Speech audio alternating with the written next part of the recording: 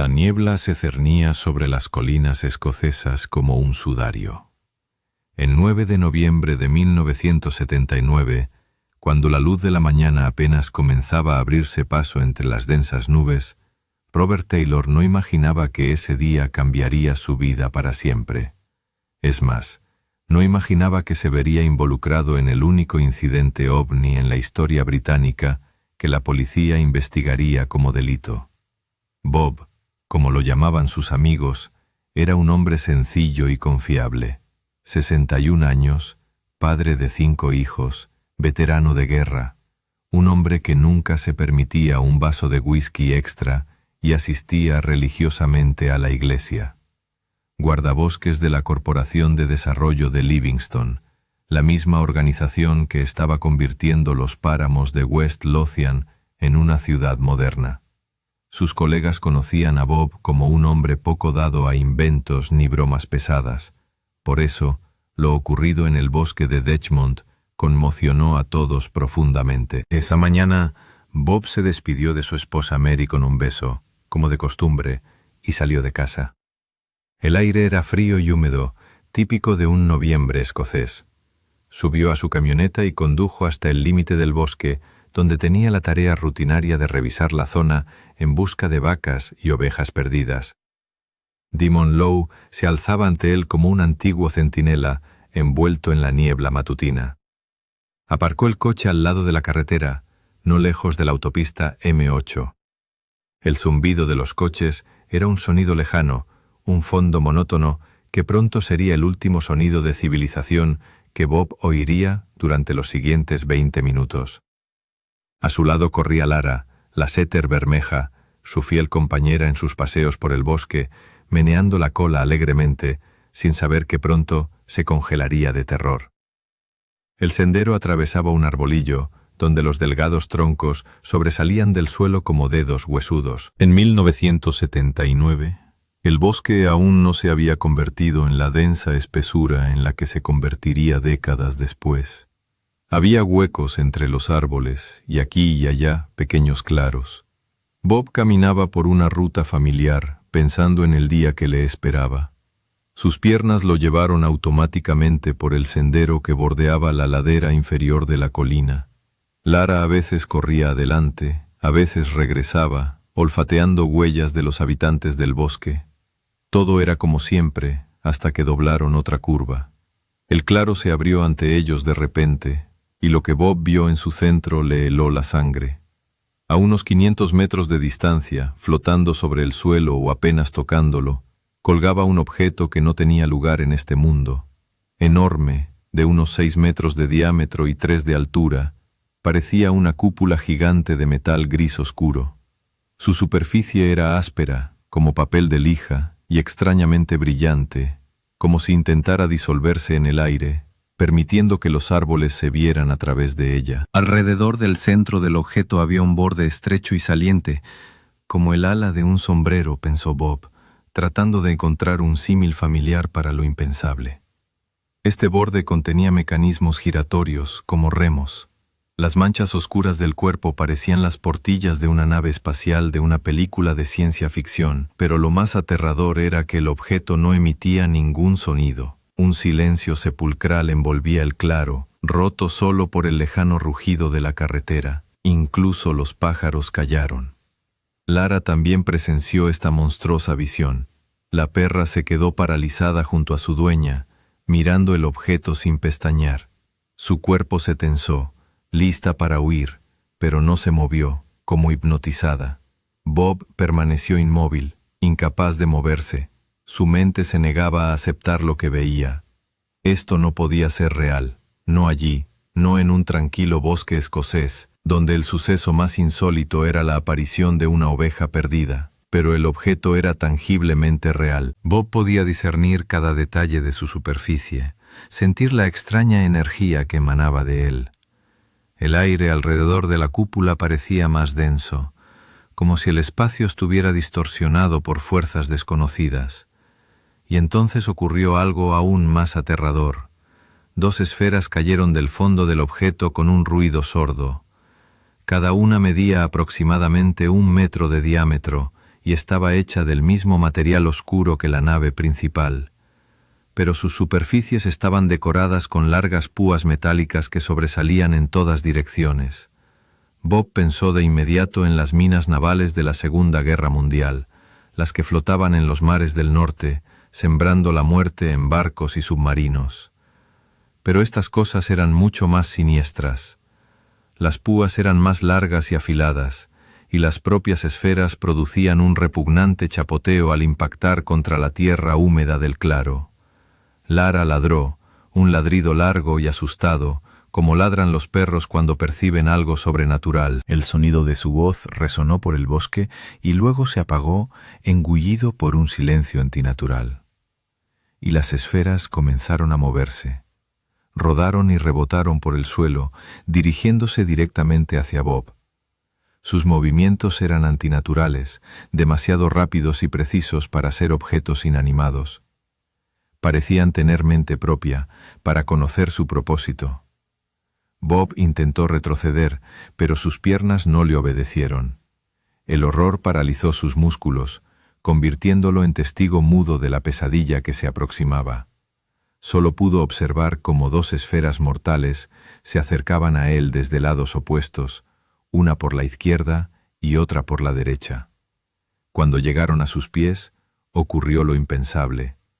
Las púas de las esferas se extendieron como los tentáculos de un monstruo metálico y se clavaron en la tela de sus pantalones de trabajo. La tela se agrietó, pero no se rasgó de inmediato. Los pantalones eran de sarga áspera y resistente, casi como un uniforme de policía. Bob sintió que lo tiraban hacia adelante. La fuerza era monstruosa, irresistible. Las púas perforaron la tela, alcanzando la piel, y lo arrastraron hacia el objeto principal. Intentó resistirse, pero fue inútil, como una hormiga que intenta luchar contra un huracán. Había un olor en el aire, acre, químico, como pastillas de freno quemadas. Bob jadeó, intentando respirar aire limpio, pero el hedor le penetró los pulmones, le quemó la garganta y le hizo lagrimear. ¿Qué es esto?, intentó gritar, pero su voz se convirtió en un silbido. Las bolas lo arrastraban cada vez más rápido. La tela de sus pantalones estaba rasgada, dejando largos cortes que le llegaban hasta los bolsillos. Bob sintió las espinas arañarle la piel de los muslos, dejándole dolorosas abrasiones.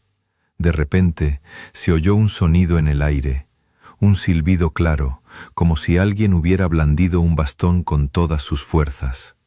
Y en ese preciso instante, Bob perdió la consciencia. Lo último que recordaba era la sensación de caer y el pánico de Lara que ladraba a lo lejos. Cuando Bob recuperó el conocimiento, el mundo a su alrededor había cambiado. Estaba tumbado boca abajo en la hierba, y lo primero que sintió fue un terrible dolor de cabeza. La cabeza le dolía como si la hubieran golpeado con un mazo. Tenía un amargo sabor metálico en la boca y la garganta le dolía, como después de una larga enfermedad. Intentó levantarse, pero las piernas no lo sostuvieron. El dolor en las caderas le recordó lo sucedido. Lentamente, con dificultad, se giró boca arriba y se examinó. Sus pantalones estaban hechos jirones.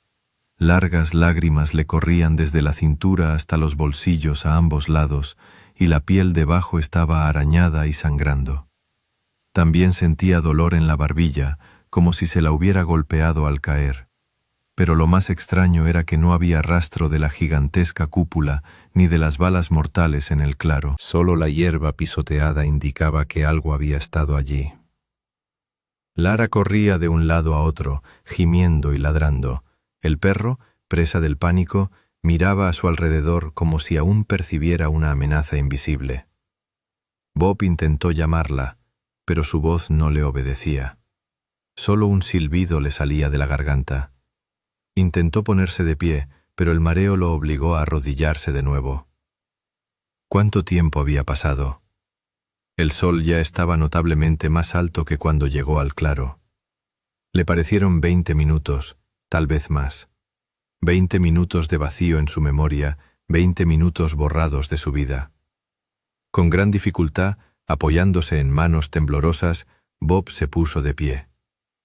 Los primeros pasos fueron difíciles, le fallaron las piernas y el mundo se tambaleaba como la cubierta de un barco en medio de una tormenta. Pero poco a poco llegó al borde del claro y comenzó a descender por el sendero hacia el coche. El camino hacia la camioneta se convirtió en una verdadera prueba. Bob se cayó, se levantó, se agarró a los troncos de los árboles jóvenes intentando mantener el equilibrio. Lara corría a su lado, mirando hacia el claro de vez en cuando, como si temiera que la pesadilla volviera. Cuando por fin llegó al coche, resultó que tenía las llaves en el bolsillo, pero le temblaban tanto las manos que apenas podía meter la llave en el contacto. El motor no arrancó de inmediato. Tuvo que girar el arranque varias veces. Era casi imposible volver a casa. El mareo se intensificó, sus manos no le obedecían y sus pensamientos eran confusos. Bob intentó concentrarse en la carretera, pero el coche se desviaba constantemente hacia un lado. En un momento dado, mientras conducía por un camino de tierra, perdió el control. La camioneta derrapó en una zanja y se atascó en el barro. Las ruedas giraban y los intentos de salir solo hundían más la camioneta. Bob apagó el motor y se recostó pesadamente en el asiento. La cabeza le seguía doliendo, le zumbaban los oídos y tenía manchas negras flotando ante los ojos. Durante unos minutos se quedó allí sentado, intentando recuperar fuerzas. Luego abrió la puerta y salió del coche. Caminar a casa. Más de 1 milla por terreno montañoso, mareado y dolorido por todas partes. Pero no había elección. El camino a casa fue el más largo de su vida. Bob caminó, tropezando y cayendo, levantándose y avanzando con dificultad de nuevo. Cada paso era difícil y los pensamientos sobre lo que había visto en el bosque no le daban paz. ¿Qué era eso? ¿Una alucinación? ¿El delirio de una mente enferma? Pero el dolor en sus piernas era muy real, al igual que su ropa rasgada, y las extrañas marcas en el claro. Cuando finalmente llegó a la casa en las afueras de Livingston, el sol ya estaba alto. Mary abrió la puerta y jadeó al ver a su esposo. «Dios mío, Bob, ¿qué te pasó?» Estaba de pie en el umbral, sucio, con la ropa rasgada, raspaduras en la cara y ojos desorbitados. Todavía no podía hablar, su voz se había apagado. «¿Te han robado? ¿Te han atacado?» Mary lo ayudó a entrar en la casa y lo sentó en una silla. «Voy a llamar a la policía ahora mismo». Bob negó con la cabeza y graznó con dificultad. «No, ladrones no. Peor, mucho peor». Mary trajo agua, pero le dolía beber. Le dolía la garganta, como si hubiera tragado ácido. Examinó sus heridas, jadeando y gimiendo. ¿Cómo pudieron rasgarle los pantalones así? ¿Y de dónde salieron estos arañazos? Bob, ¿qué pasó en el bosque? Miró a su esposa y se dio cuenta de que ella no le creería. ¿Cómo podía creer que su esposo, un hombre cuerdo, se había encontrado con una cúpula voladora con robots puntiagudos en el bosque? Sonaba como los delirios de un loco. Pero tenía que decir la verdad de todos modos. Me atacó una nave espacial, graznó. Mary se congeló, sosteniendo el botiquín de primeros auxilios en sus manos. ¿Qué dijiste? Una nave espacial, con robots. Me agarraron y... Bob se quedó callado. Incluso para sí mismo parecía una locura. Pero ¿qué más podía decir? Mary curó sus heridas en silencio y llamó al médico. Luego contactó a Malcolm Drummond, el jefe de Bob en el trabajo. Drummond era un hombre práctico y razonable. Si alguien podía averiguar qué había pasado, era él. El doctor Gordon Adams llegó puntualmente. Examinó a Bob, le tomó la presión arterial y le revisó las pupilas. Conmoción cerebral leve, diagnosticó. Abrasiones en la barbilla y los muslos, posible agresión. Deberíamos hacernos una radiografía de la cabeza e ir a la policía. Pero Bob se negó rotundamente a ir al hospital. Temía que los médicos lo tomaran por loco si decía la verdad. Cuando llegó Drummond, Bob repitió su historia. El jefe escuchó atentamente, sin interrumpir. Drummond conocía a Bob desde hacía muchos años y nunca había notado en él una tendencia a fantasear ni a gastar bromas. ¿Me enseñarías este lugar?, preguntó finalmente. Bob asintió, aunque la idea de volver al bosque lo aterrorizaba. Fueron juntos en el coche de Drummond. La camioneta de Bob seguía atascada en la zanja. La sacarían más tarde. El claro estaba inquietantemente silencioso, pero el suelo estaba limpio de lo que había sucedido. Donde había estado la gigantesca cúpula, la hierba había sido aplastada y quemada, formando un patrón extraño, como una escalera o una huella de oruga. Y alrededor de esa huella había 40 pequeños agujeros, exactamente donde habían rodado las bolas con púas. Drummond estudió las marcas durante mucho tiempo, midiéndolas con una cinta métrica y tomando notas en un cuaderno. Sin duda había algo aquí, dijo por fin. Algo pesado, varias toneladas. Pero ¿cómo llegó ahí? No había señales de que ningún vehículo hubiera entrado o salido. El suelo alrededor del claro estaba blando por las lluvias recientes, y cualquier vehículo habría dejado huellas, pero no había ninguna. Parecía caído del cielo, murmuró Drummond. Esa noche la policía llegó a casa de los Taylor. El sargento detective Ian Work y el agente William Douglas se tomaron el caso en serio. Los ataques a personas eran poco frecuentes en Escocia, especialmente en lugares tranquilos como Dechmont. Bob contó su historia por tercera vez.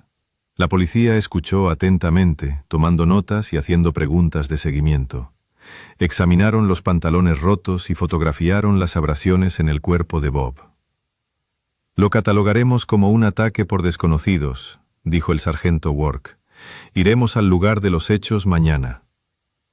Por la mañana, la policía se adentró en el bosque con Bob y Drummond. Lo que vieron en el claro asombró incluso a los escépticos agentes del orden. Las huellas en el suelo eran demasiado extrañas para ser de equipo común. El dibujo en escalera en el centro del claro no se parecía a nada que hubieran visto antes, y los 40 pequeños agujeros a su alrededor eran demasiado regulares para ser aleatorios. «Revisaremos todo el equipo de la zona», decidió Work. «Madera, construcción, militar. Algo debería coincidir con estas huellas». Pero la comprobación no arrojó resultados. Ninguna de las máquinas que trabajaban en la zona podría haber dejado tales marcas. No se registraron vuelos de helicópteros en un radio de 100 kilómetros. Tampoco había grúas móviles capaces de levantar una carga de varias toneladas y colocarla en el claro. «Parece que el objeto realmente pesaba varias toneladas», declaró Douglas. «Pero cómo llegó al bosque y dónde desapareció es un misterio». El claro fue vallado y se apostó un guardia. Tomaron docenas de fotografías de las marcas desde diferentes ángulos. Los pantalones rotos de Bob fueron enviados al laboratorio criminal de Edimburgo para su análisis. Lester Knibb, el principal experto del laboratorio, examinó el daño tisular bajo un microscopio. La conclusión fue inequívoca. Los desgarros se habían producido por un mecanismo mecánico, con una gran fuerza dirigida hacia arriba y hacia los lados. Los bordes de los desgarros eran demasiado lisos para ser un daño accidental y demasiado simétricos para ser un ataque animal. Solo pudo haber sido causado por un dispositivo mecánico, dijo el experto, algo así como ganchos actuando con gran fuerza. La policía estaba desconcertada. Todos los hechos apuntaban a la realidad del incidente, pero no se podían explicar. El caso se registró oficialmente como un ataque por desconocidos y quedó abierto. Mientras tanto, la historia comenzó a llenarse de rumores y especulaciones. Primero, los colegas de Bob se enteraron, luego los vecinos. Alguien se lo contó a los periodistas y pronto toda Escocia se llenó de titulares sensacionalistas. Guardabosques atacado por ovni, extraterrestres en bosques escoceses, primer ataque extraterrestre documentado. Multitudes de curiosos acudieron en masa a la casa de los Taylor. Los periodistas estaban de guardia en la puerta. Los ufólogos exigieron una entrevista. Los escépticos acusaron a Bob de ser un bulo o de locura. Pero la familia Taylor sabía la verdad. Bob no era un hombre propenso a la mistificación. Había trabajado la tierra y el bosque toda su vida, y estaba acostumbrado a cosas reales y tangibles. Fantasear no era propio de él.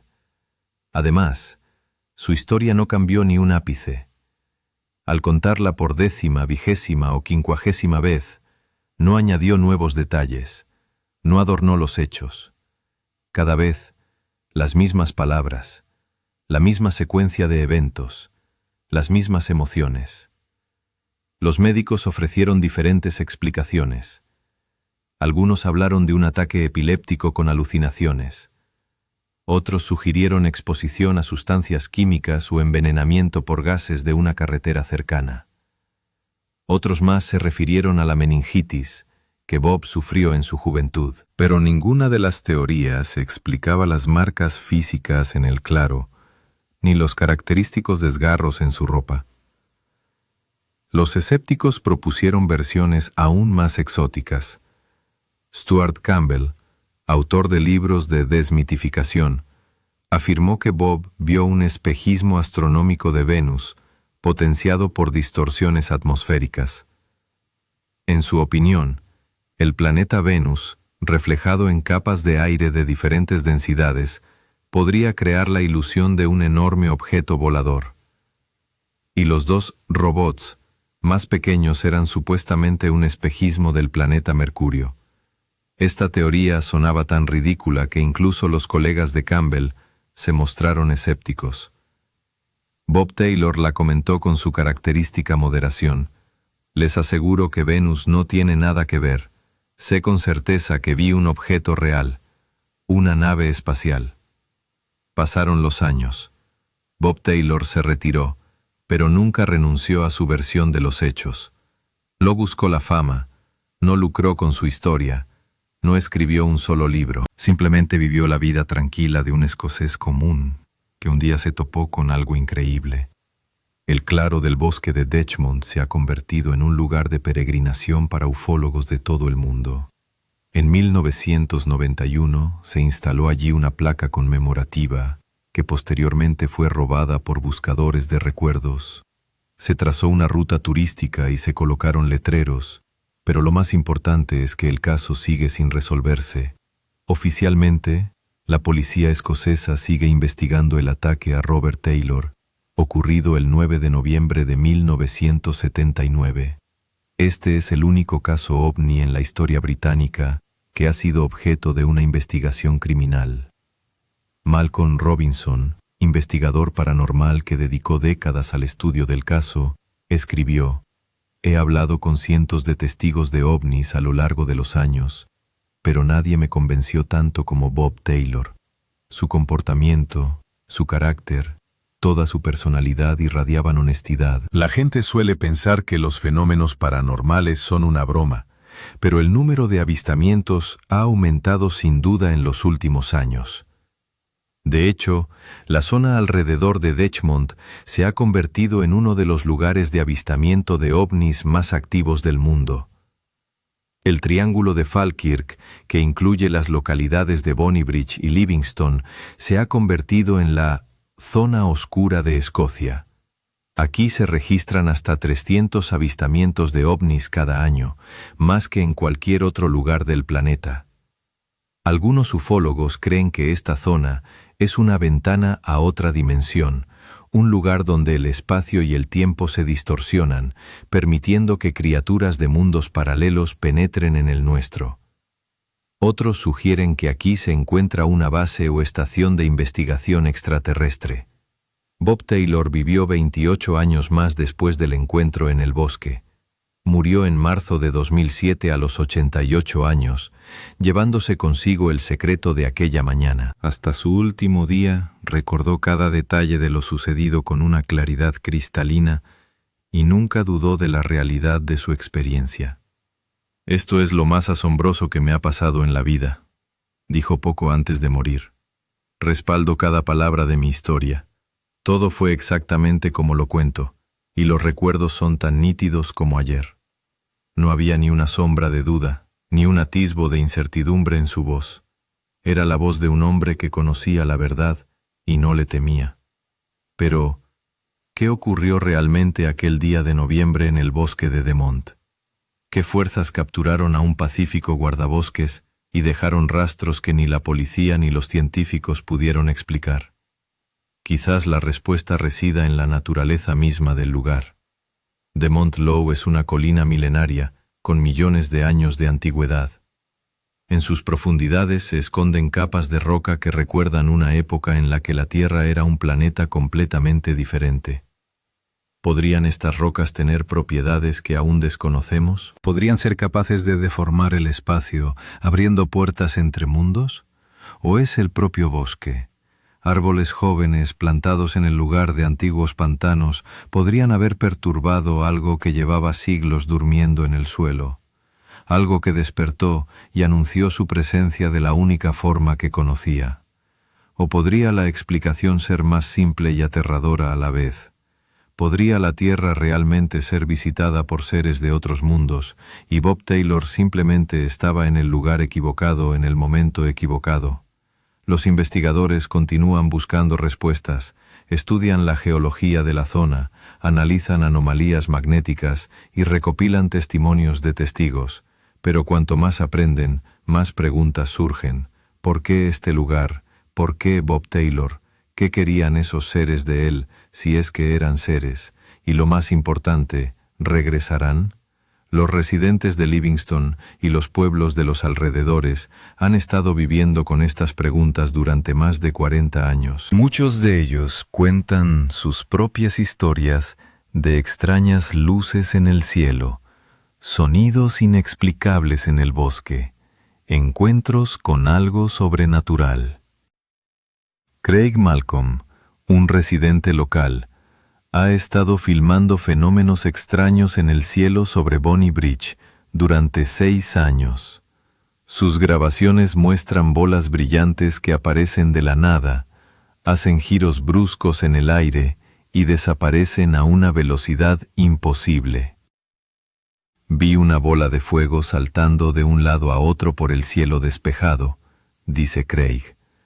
Era como jugar al ping-pong, solo que la pelota era del tamaño de un coche y brillaba como el sol. Otros testigos hablan de objetos triangulares silenciosos suspendidos sobre las copas de los árboles, de discos metálicos que aparecen a plena luz del día y desaparecen sin dejar rastro. Las autoridades intentaron encontrar explicaciones racionales. En un radio de 48 kilómetros del lugar de los hechos hay 3 aeropuertos y una terminal de gas. Quizás las luces inusuales estén relacionadas con su trabajo, pero los expertos descartaron rápidamente esta versión. Los aviones y helicópteros no pueden moverse como los objetos de los videos. El ejército también niega cualquier implicación. No se realizaron pruebas secretas en la zona. No había equipo experimental. Entonces, ¿a qué se debe? Algunos investigadores sugieren que se debe a la ubicación especial de la zona. Demont se encuentra en la intersección de antiguas líneas de energía, las mismas líneas ley que, según los psíquicos, rodean todo el planeta. Quizás se produzcan fenómenos anómalos en la intersección de estas líneas. Otros creen que la causa es geológica. Bajo Demont existen ricos yacimientos de mineral de hierro que pueden crear potentes campos magnéticos. Y el magnetismo, como es sabido, puede afectar el funcionamiento de dispositivos electrónicos e incluso la conciencia humana. Pero los escépticos rechazan todas estas teorías. En su opinión, el caso de Bob Taylor es el resultado de una alucinación causada por un ataque epiléptico o una intoxicación química. Explican los rastros físicos en el claro de forma más prosaica. Quizás realmente había algún tipo de equipo allí, solo que no extraterrestre, sino terrenal. Stuart Campbell, el mismo investigador que propuso la teoría del espejismo de Venus, propuso posteriormente otra versión. Descubrió que había tuberías de agua cerca del claro y que podría haber fontaneros trabajando allí el día del incidente. En su opinión, Bob pudo haber visto un montón de tuberías de PVC que en la niebla matutina le pareció una nave espacial. Pero esta teoría tampoco explica lo principal. ¿De dónde provenían los característicos desgarros en su ropa y por qué Bob perdió el conocimiento durante 20 minutos? La doctora Patricia Hannaford, fundadora de la Sociedad de Investigación OVNI de la Universidad de Edimburgo y médica en ejercicio, ofreció una explicación médica.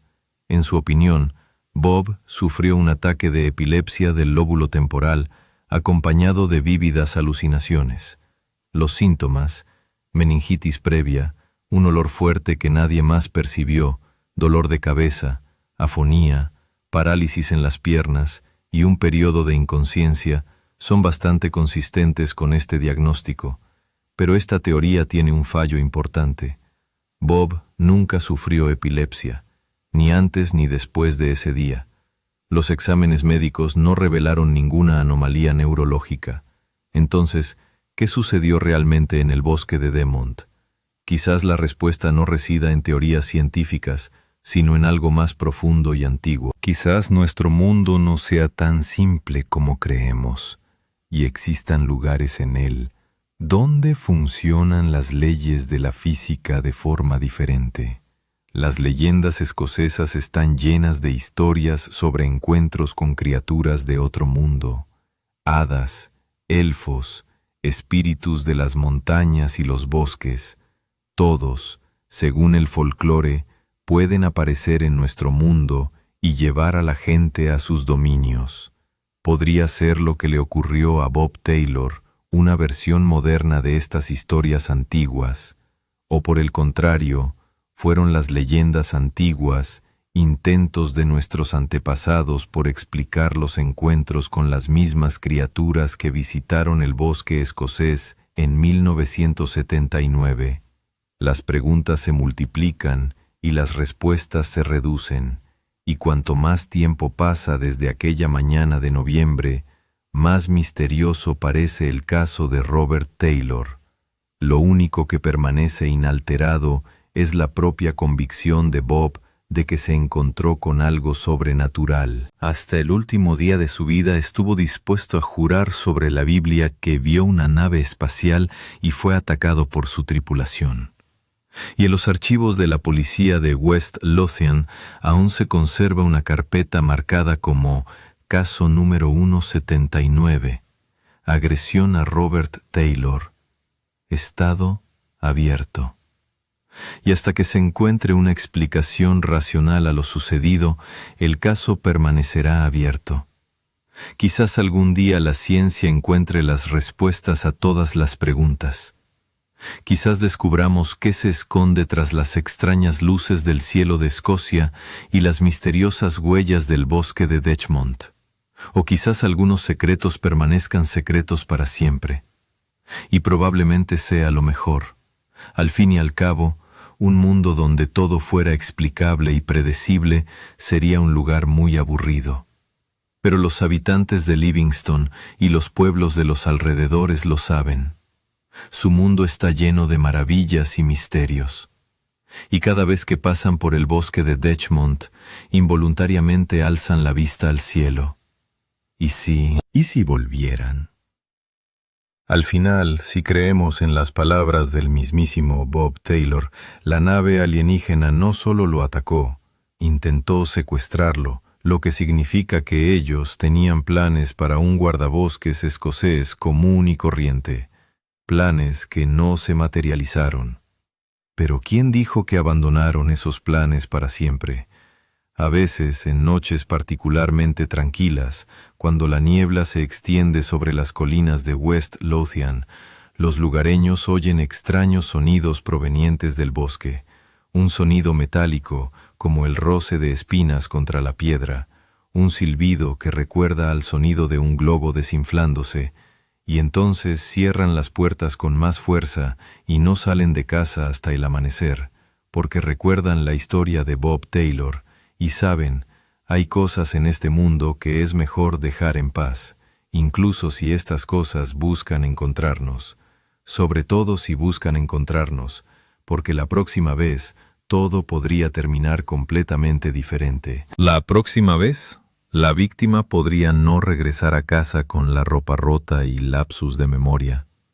La próxima vez, podría no regresar a casa en absoluto, y en algún lugar de las profundidades del espacio, a bordo de una nave de acero tosco, criaturas con tentáculos metálicos en lugar de manos, estudian muestras de tela tomadas de los pantalones de un guardabosques escocés.